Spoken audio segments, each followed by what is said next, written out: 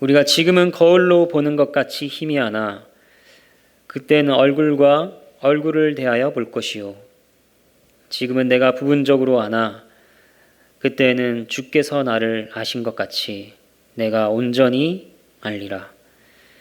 그런즉 믿음, 소망, 사랑 이 세 가지는 항상 있을 것인데 그 중에 제일은 사랑이라. 하나님의 말씀입니다. 하나님께 감사합니다. 고린도 교회는 참으로 문제가 많았습니다. 이 교회에 이런 일이 있었대. 저 교회에 저런 일이 있었대. 요즘 뉴스나 소문으로 접하는 좋지 못한 이야기들, 그것들 못지 않은 상황들이 고린도 교회 안에 있었습니다. 그리고 그러한 여러 가지 이슈들을 고린도 전서에서는 다루고 있습니다. 서로 팔을 나누어서 분쟁하는 문제, 근친상간의 문제, 법적으로 교인끼리 서로 고발하는 문제, 성적 부도덕의 문제, 결혼에 대한 문제, 우상에게 바쳐진 재물에 대한 문제 등등입니다. 이러한 문제들을 다룬다는 것은 놀라운 일입니다. 왜 그럴까요?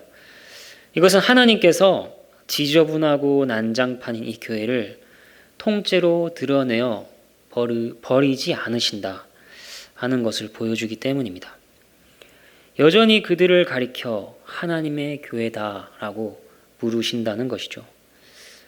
포기하지 않고 그들을 훈계하십니다. 그래서 고린도전서를 보면 개인적으로도 위로를 얻고 교회적으로도 위로를 얻습니다. 정말 형편없는 모습인데 하나님께서 버리지 않으시는구나. 이런 우리를 고쳐가시는 것이 그분의 뜻이구나. 참으로 교회를 사랑하시구나 하는 것을 느낄 수 있습니다. 오늘 본문은 은사와 관련한 문제를 다루는 중에 나오는 말씀입니다. 고린도 교회는 은사가 많은 교회였습니다. 다양한 은사를 가지고 있었습니다. 그런데 은사를 놓고 서로 분쟁하였습니다. 은사로 예배의 질서를 어지럽히는 경우도 있었습니다. 그래서 바울은 은사와 관련하여서 그들에게 말해야 할 것이 있었습니다. 어떤 은사든지 그것을 적절하게 사용하는 방식이 무엇이냐, 은사의 본질적인 조건이 무엇이냐 하는 것을 보여주는 것이죠. 그것이 바로 오늘 본문입니다. 그리고 그 내용은 사랑입니다. 다툼과 무질서를 해결하는 것, 서로의 은사가 제대로 작동하게 하는 것, 그래서 교회를 세우게 하는 것, 그것은 바로 사랑입니다.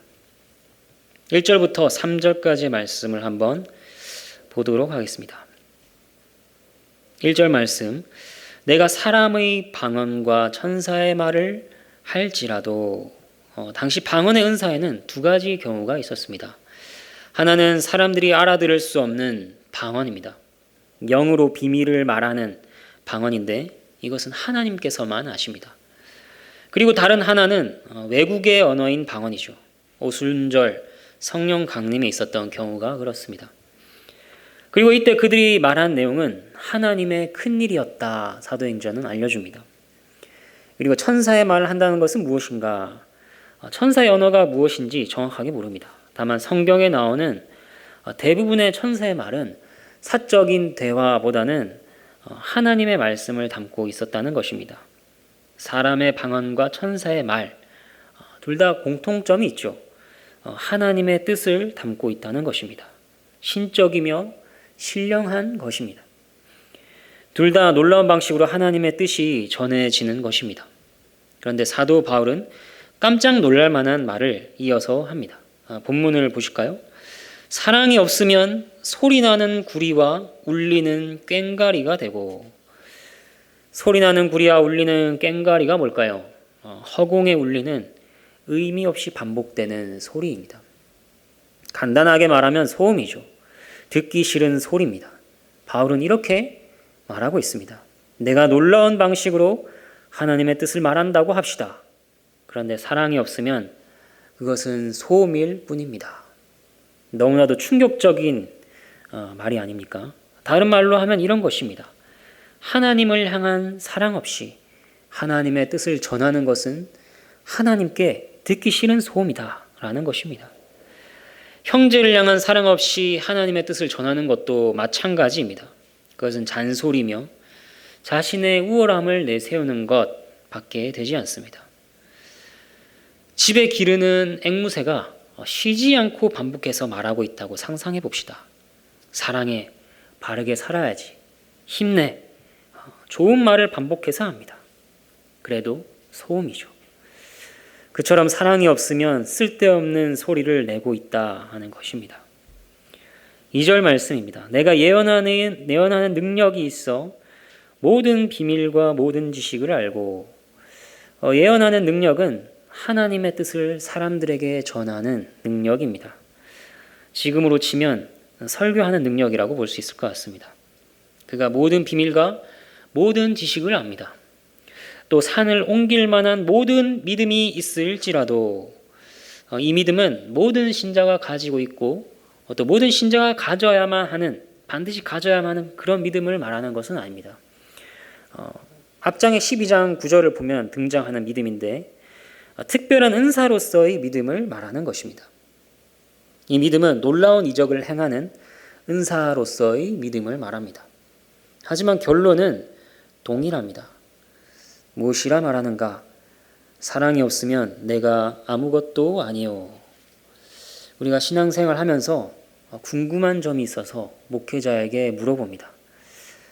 그런데 성경이나 교리나 어떤 고민과 문제에 대해서도 막힘없이 설명해 줍니다. 얼마나 존경스러운 그런 분인가요? 또 이분이 기도하시면 놀라운 기적적인 일이 일어납니다. 그런데 사도 바울은 한마디로 말합니다. 존경스럽고 대단하다고? 아니, 사랑이 없으면 아무것도 아니다. 3절 말씀입니다. 내가 내게 있는 모든 것으로 구제하고 또 내 몸을 불사르게 내줄지라도. 자신의 것을 나누는 것은 쉬운 일이 아니죠. 그런데 바울이 가정해서 말합니다. 내가 나의 모든 재산을 처분하고 그것으로 구제한다고 해봅시다. 또 내 몸을 불사르게 내줄지라도. 이 말은 어떤 사본에는 자랑 삼아 내 몸을 넘겨줄지라도 라고 되어 있기도 합니다. 하지만 문맥을 봤을 때 불사르게 내줄지라도가 더 적합해 보입니다. 자랑 삼아 자신의 몸을 넘겨주는 것은 이미 놀라운 은사로 보기 힘들기 때문입니다. 이 말은 물질뿐 아니라 자신의 몸까지도 희생하는 것을 보여줍니다. 몸을 죽음에 내어주는 것입니다. 물질보다 몸을 내어주는 일이 더 어려운 것입니다. 그런데 어떤 헌신과 희생을 치르더라도 뭐라고 말하나요? 사랑이 없으면 내게 아무 유익이 없느니라. 자신의 소유와 몸을 내어주었는데 사랑이 없을 수 있을까요? 네, 바울은 그러한 경우가 있다고 알려줍니다. 사랑의 방식이 아니라 죄악된 방식으로 구제하는 경우가 있다고 합니다. 이기적인 방식으로 몸을 내어 던지는 경우도 있다고 합니다. 그러면 어떻게 되는가? 내게 아무 유익이 없느니라. 유익이 없다고 하는 것은 장사와 관련한 표현이라고 할 수 있습니다. 대가를 지불하여서 이익을 얻고 남기는 것이 있어야 합니다. 그런데 자신의 모든 것, 심지어 자신의 목숨까지 희생했는데 사랑이 없으면 아무것도 남는 게 없다. 자신에게 아무런 이득도 없다 하는 것입니다. 1절부터 3절까지의 요지는 무엇입니까? 모든 일에 사랑이 없으면 안 된다. 사랑이 있어야 한다 하는 것입니다.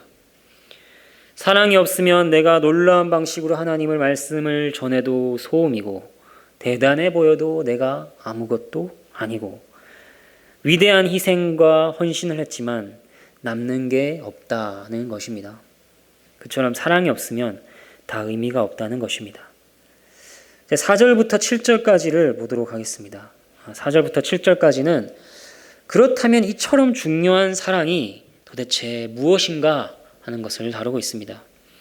이 짧은 구절들로 사랑을 다 설명할 수는 없습니다. 다 담아낼 수도 없죠. 이것은 특별히 고린도 교회의 상황을 생각하며 알려주는 사랑의 내용입니다. 하지만 보편적으로 모든 교회와 신자에게도 해당되는 내용입니다. 그리고 그 내용들을 살펴보면 사랑의 감정적인 요소보다는 태도와 자세에 대해서 알려주고 있다는 것을 보게 됩니다.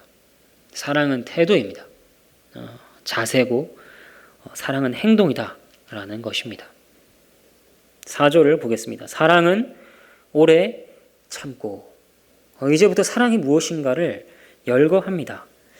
앞으로 나오는 내용들은 모두 위에 1절부터 3절까지를 살펴본 위에 나온 사랑 대신에 집어넣어 말할 수 있는 것들입니다. 주의 뜻을 놀라운 방식으로 전하지만 오래 참음이 없다면 소음이다. 모든 지식을 가지고 있고 가르쳐도 놀라운 역사를 이루어도 오래 참음이 없다면 아무것도 아니다. 구제하고 순교해도 오래 참음이 없으면 아무 유익이 없다. 이런 식으로 대신 넣을 수 있는 것이죠. 먼저 오래 참는다 하는 것은 무엇인가? 인내하고 견디는 것이죠. 무엇을 인내하고 견디는가? 때로는 그것이 특별한 상황일 수 있습니다. 아니면 특정한 사람일 수도 있습니다. 여기에서는 교회 안에서 서로에 대한 오래 참음이 될 것입니다. 상대의 죄악성과 연약함으로 받는 고통을 참고 견디는 것입니다. 또 말합니다. 사랑은 온유하며. 우리에게 온유하다는 말은 부드럽고 따뜻하다는 느낌을 가지고 있습니다. 하지만 원래 단어를 보면 온유는 친절을 베푸는 것과 관련이 있습니다. 좀 더 적극적인 모습이죠. 괴롭게 하는 자를 참는 것을 넘어서 그 자에게 유익이 되는 것이 무엇일까 하는 것을 살피는 것입니다. 친절하게 대하며 인자하게 대하는 것입니다. 시기하지 아니하며. 사랑은 시기하지 않습니다. 시기는 질투입니다. 상대를 경쟁자로 보는 것이죠. 자신과 상대를 비교하는 것에서 오는 미움, 비교하는 것에서 오는 못마땅함입니다. 이런 태도와 자세로 하는 일들은 아무리 대단해 보여도 아무것도 아니고 아무것도 남기지 않습니다. 사랑은 자랑하지 아니하며 교만하지 아니하며. 자랑하는 것은 스스로 뽐내고 우쭐대는 것입니다. 자신이 어떤 자인지 인정받기를 원합니다. 또 자신이 한 일이 무엇인지를 드러내려고 하는 것이죠. 이것은 자기 사랑은 되겠지만 역시 아무것도 아니고 아무것도 남기는 것이 없습니다. 오히려 조롱과 거리낌을 남길 뿐입니다. 그리고 교만은 자기 자랑과 함께 갑니다. 자신을 자랑하는 자는 금방 오만해져서 다른 사람들을 멸시합니다. 무시합니다. 깔봅니다. 하지만 사랑은 교만하지 않습니다. 오히려 사랑은 자신이 낮은 것을 고백합니다. 사랑하기에 자신이 참으로 연약한 존재이다 하는 것을 인정합니다. 또 자신이 한 일이 사랑 앞에서 너무나도 작고 부족하다 하는 것을 인식합니다. 5절 말씀입니다. 무례히 행하지 아니하며. 무례히 행하는 것은 상대에게 합당하게 행하지 않는 것입니다. 질서를 어지럽히고 상대를 존중하지 않는 것이죠. 아무리 옳고 바른 것을 말하더라도 무례하게 행함으로써 그 가치를 깎아버리는 경우가 얼마나 많은지 모릅니다. 그러나 사랑은 존경과 질서와 예의를 갖추는 것입니다. 또 사랑은 자기의 유익을 구하지 않는다 이렇게 말합니다. 자신의 유익을 구하지 않는다는 것은 자신을 전혀 돌보지 않거나 챙기지 말라 하는 말이 아닙니다. 예수님께서 이웃을 내 몸같이 사랑하라 하셨죠.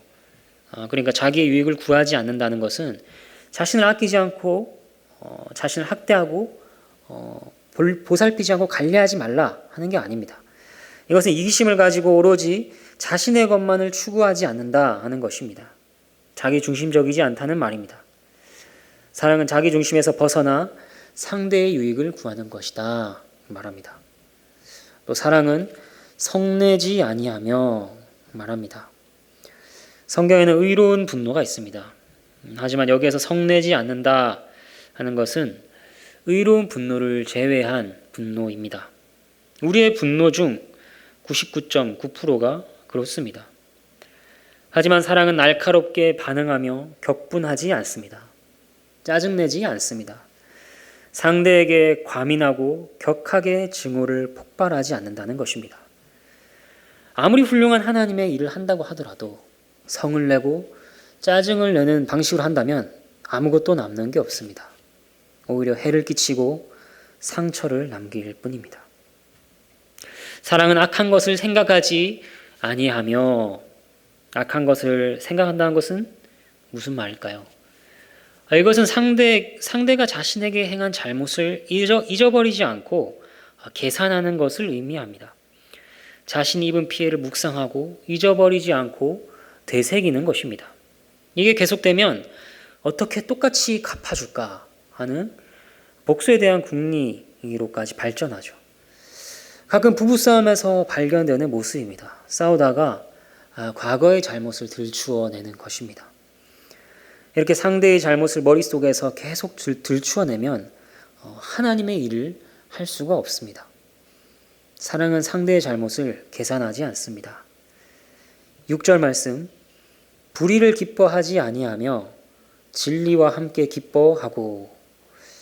이것을 간단하게 말하면 불의한 일에 공감하지 않고 의로운 일에 공감한다 하는 것입니다.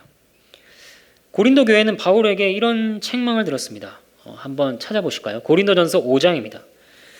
고린도전서 5장 1절과 2절 말씀입니다.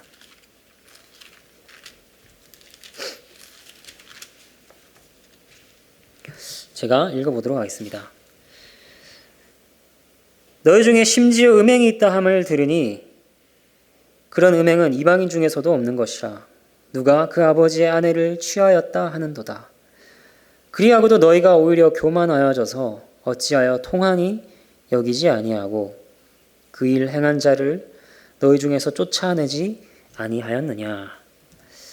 교회 안에 음행이 있었는데 통하니 여기지도 않고 그 일을 처리하지도 않은 것입니다.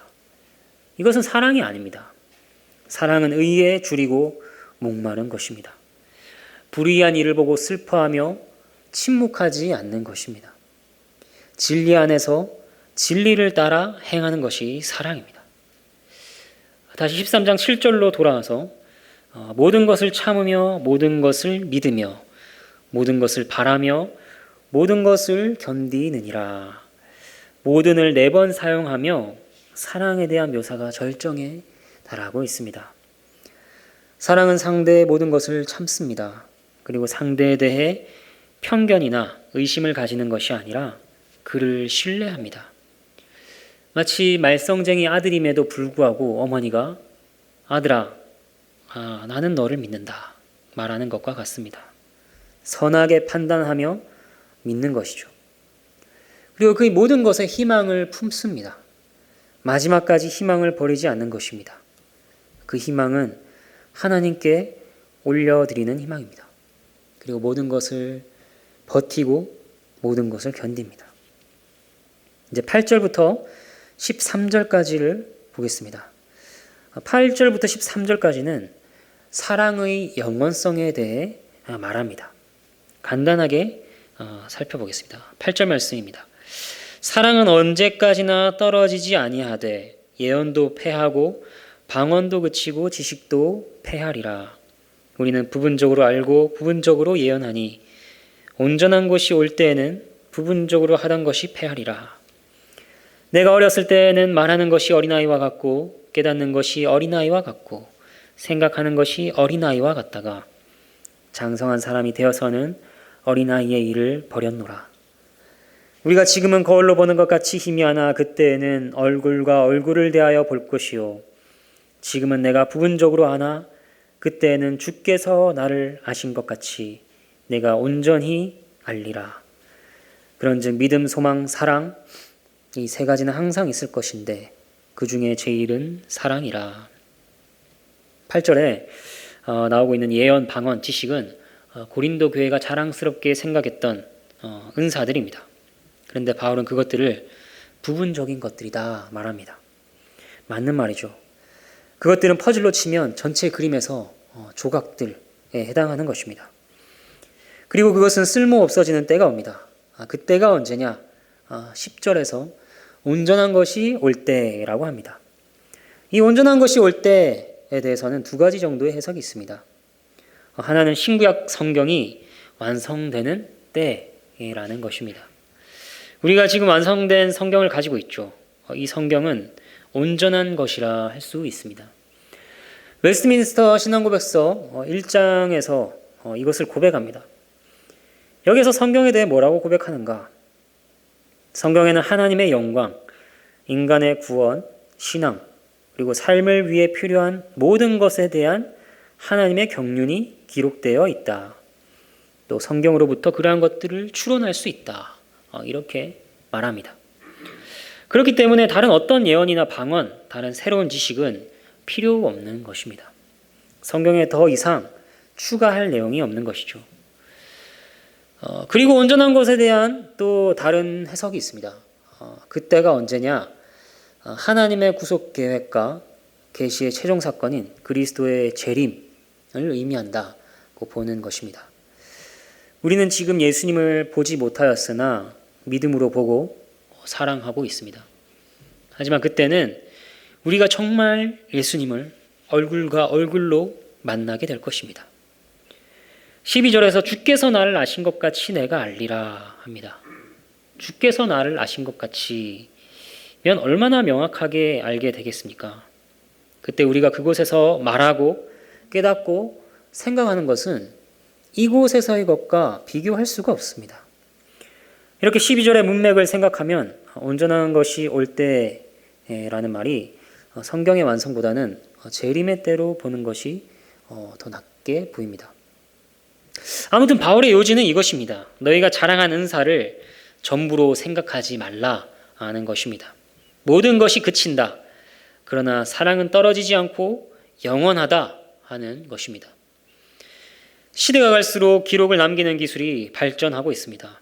옛날보다 더 작은 부피에 많은 양의 정보를 남기고 기록의 보존도 수월해지고 월등해졌습니다.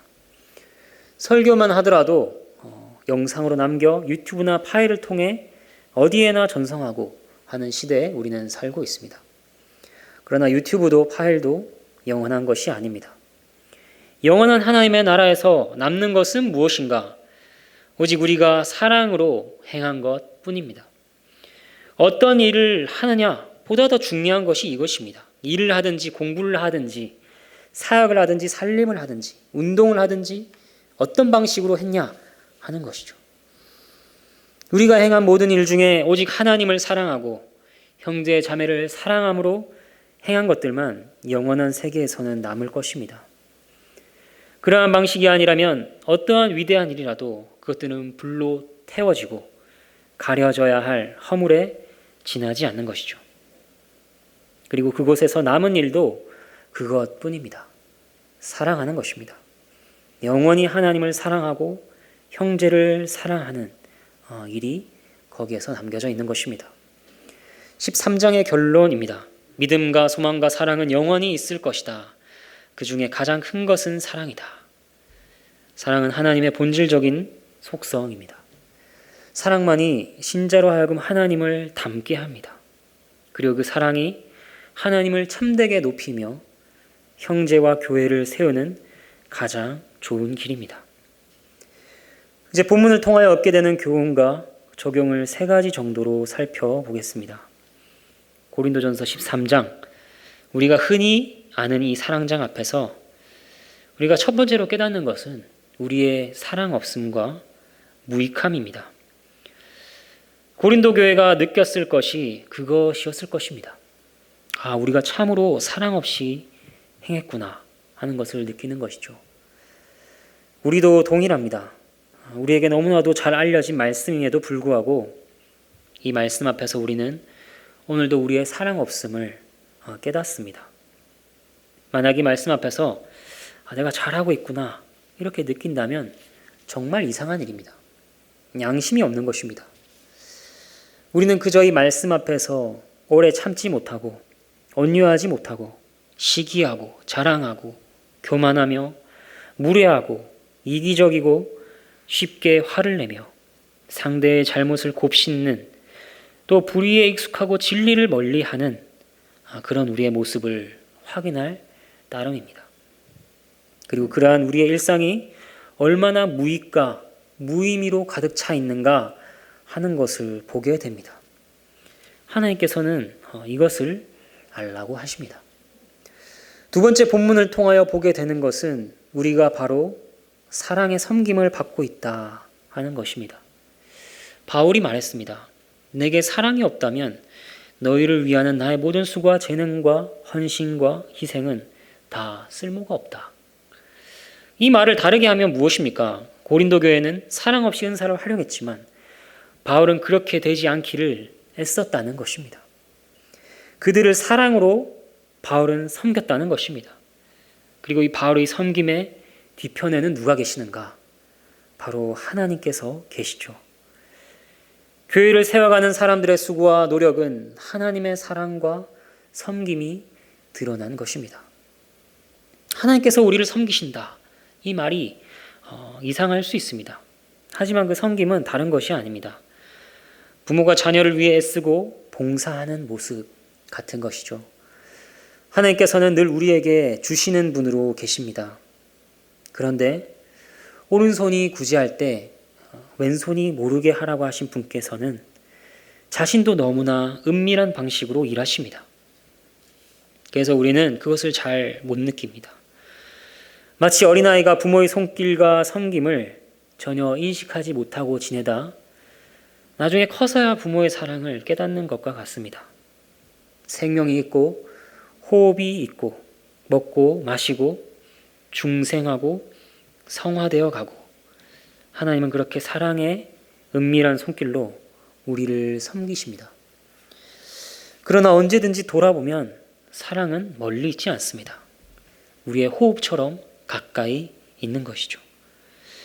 그리고 특별히 하나님께서는 때가 되어 눈에 보이도록 예수 그리스도를 통하여 또 그 섬김을 나타내셨습니다. 그분께서 제자들을 돕고 섬기신 모습을 생각해 봅시다. 또 그리스도께서 모든 자들에게 긍휼히 대하셨던 것을 기억해 봅시다. 오늘 본문의 사랑에 대한 내용 중 그 어느 것도 그분과 조화를 이루지 않고 어울리지 않는 것은 없습니다. 무엇보다 그분은 자신까지 선물의 항목으로 포함시키셔서 내어 주십니다. 본문을 통하여 우리는 주의 백성이 이러한 사랑을 받는 자들이다 하는 것을 확인합니다. 세 번째입니다. 본문을 통하여 우리는 하나님께서 당신을 닮아가게 하신다 하는 것을 배웁니다. 하나님께서는 그저 우리의 사랑 없음과 무익함만을 깨달으라고 이 말씀을 주신 것이 아닙니다. 하나님을 따라 닮아가기를 명하시고 또 이를 약속하시는 것입니다. 우리 중에 물을 수 있습니다. 사랑하기가 너무 힘듭니다. 내 안에 사랑이 없습니다. 그게 정말 가능한 일입니까? 라고 물을 수 있습니다. 맞는 말입니다. 그런데 하나님을 사랑하는 문제를 생각해 봅시다. 우리가 하나님을 사랑합니다. 그리고 하나님을 더욱 사랑하기를 소망합니다. 이 일은 우리가 한 것인가요? 그렇지 않죠. 우리 안에는 하나님을 사랑하고자 하는 마음이 없었습니다. 하지만 하나님을 사랑하고 더 사랑하기를 소망하는 마음을 하나님께서 우리에게 주신 것입니다. 형제 자매를 사랑함도 마찬가지입니다. 애초에 우리에게 그들을 향한 사랑은 없었고 불가능한 일입니다. 하지만 하나님께서 사랑을 주시고 또 사랑하기를 소망하게 하시는 것입니다. 왜 그렇게 하시는가? 그 자녀를 당신과 닮아가게 하시기 위해서입니다. 우리가 좋은 스승을 만났다고 해봅시다. 그리고 우리가 스승의 위치에 있게 되었습니다. 그러면 매 상황 속에서 생각할 겁니다. 나의 스승은 이때 어떻게 하셨는가?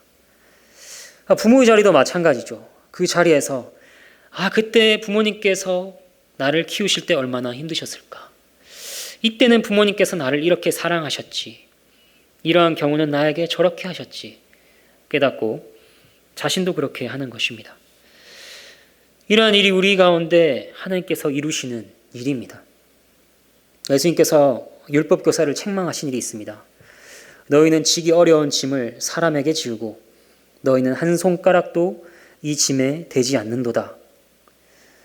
사랑의 짐을 지우시는 하나님을 우리는 그런 율법교사 같다고 생각해서는 안 됩니다.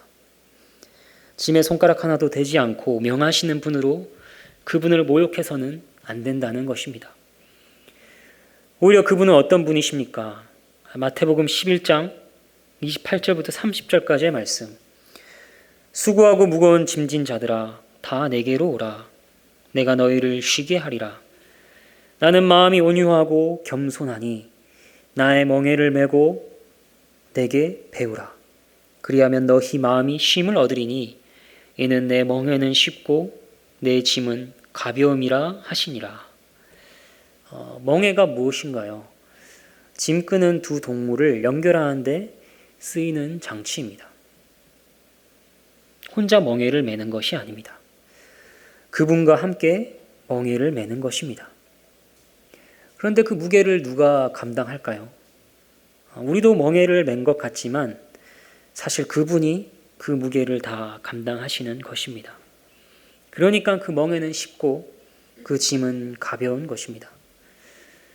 하나님께서 본문을 통하여 우리에게 말씀하십니다. 너의 삶에는 무익하고 무의미한 것만 가득하구나. 하지만 내가 너를 사랑으로 섬기니 너의 삶에는 유익과 유의미로 가득 차게 될 것이다. 그것이 바로 사랑입니다. 하나님을 사랑하고 형제 자매를 사랑하는 것입니다. 그러한 하나님의 말씀에 아멘으로 응답하며 가장 좋은 그 길을 걸어가시는 저와 여러분이 되기를 기도합니다. 함께 찬양하겠습니다.